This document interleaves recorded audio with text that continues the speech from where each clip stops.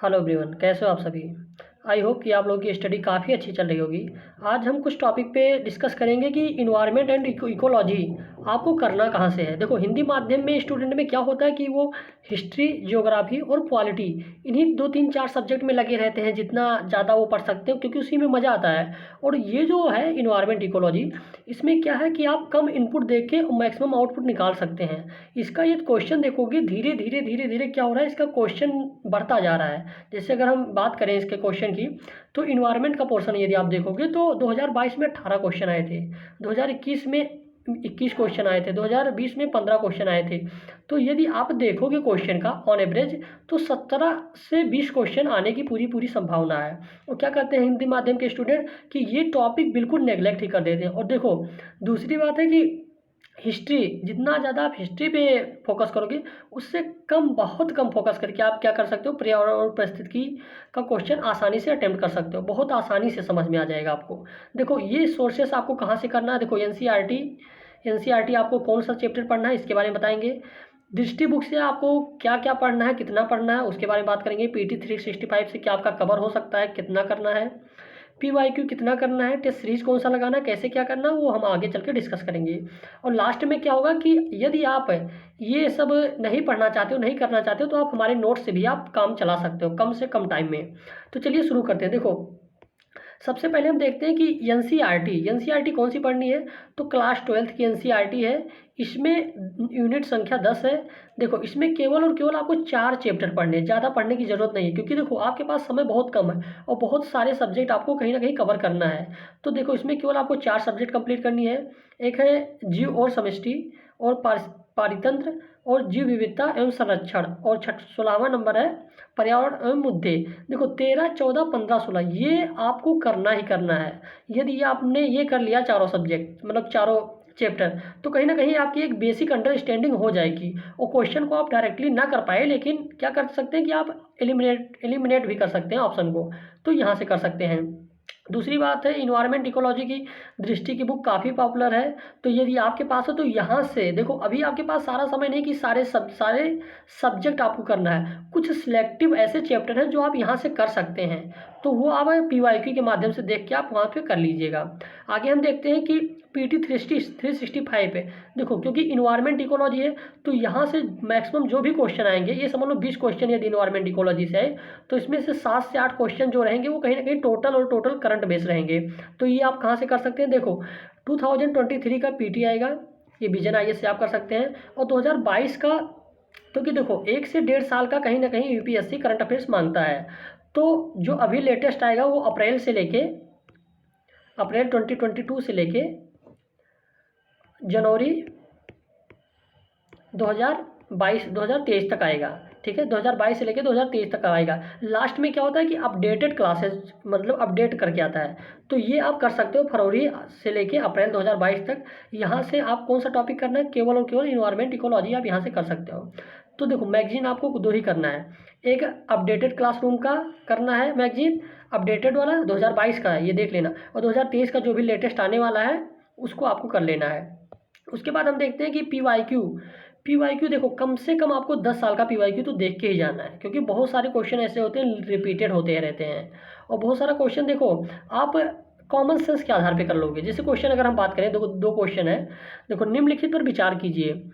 ठीक है, carbon monoxide, methane, ozone, sulphur dioxide. यदि आप कहीं ना कहीं पढ़े हैं इन्वायरमेंट के बारे में थोड़ा सा, तो देखो, फसल जैव मात्रा के अवशेष के दहन के कारण वायुमंडल में उपयुक्त में से कौन सी गैस क्या होती है, निर्मुक्त होती है। तो देखो, कहीं ना कहीं यदि मैक्सिमम की बात की जाए तो देखो फसल जैव मात्रा की बात की जा रही है। तो कहीं ना कहीं देखो, आप देखोगे कि कार्बन मोनोऑक्साइड, ओजोन, मीथेन और सल्फर डाइऑक्साइड, ये 4 के 4 गैस हैं कि जो कहीं ना कहीं थोड़ा बहुत तो निर्मुक्त होते ही हैं। तो इसका ऑप्शन क्या हो जाएगा, डी ऑप्शन हो जाएगा। कितना आसान क्वेश्चन पूछा गया, 2019 का क्वेश्चन है।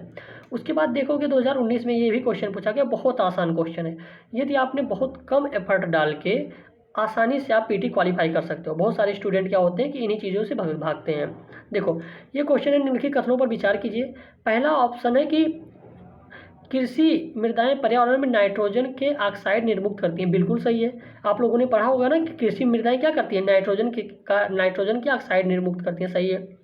दूसरा ऑप्शन क्या है कि मवेशी पर्यावरण में अमोनिया निर्मुक्त करती हैं। देखो, एक होता है मीथेन। मीथेन तो सबको पता है कि हाँ, मवेशी जो पर्यावरण में है, मीथेन तो निर्मुक्त करती हैं, लेकिन मीथेन के साथ साथ क्या होता है, अमोनिया भी निर्मुक्त होती है, यदि आप लोगों ने पढ़ा होगा तो। थर्ड ऑप्शन है कि कुक्कुट उद्योग जो होता है, इसमें क्या होता है कि नाइट्रोजन यौगिक निर्मुक्त करती है। बिल्कुल अभिक्रिया करके क्या करती है, नाइट्रोजन निर्मुक्त करती है। लेकिन देखो, ये तो मुझे कंफर्म नहीं है, लेकिन हाँ, ये दो ऑप्शन जो है ये कहीं ना कहीं मुझे कंफर्म लगता है बिल्कुल सही है। तो देखो, एक दो यदि आपका सही हो गया तो ऑटोमेटिक तीसरा नहीं पता है फिर भी आपका सही हो जाएगा। तो ऐसे आप एलिमिनेशन के माध्यम से आप कर सकते हो। ठीक है, आगे हम बात करते हैं। Test series. टेस्ट सीरीज क्या करना है आपको, 5 से किसी भी कोचिंग इंस्टीट्यूट का उठा के आपको सेक्शनल टेस्ट करना है।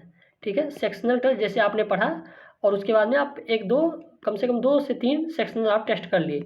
तो अगर 3 से 4 300 क्वेश्चन का कहीं ना कहीं आपने अभ्यास कर लिया तो काफ़ी अच्छे से आप नंबर ला सकते हो। अगर आपको दृष्टि की बुक भी नहीं पढ़नी है और एनसीईआरटी भी आपको नहीं पढ़नी है, मैं तो कहूँगा एनसीईआरटी आप लोग ज़रूर पढ़ लेना। यदि आपको दृष्टि की बुक नहीं पढ़नी है क्योंकि उसमें बहुत ज़्यादा रिसोर्स है, अभी आपके पास टाइम कम है, तो आप मेरा नोट्स फॉलो कर सकते हो।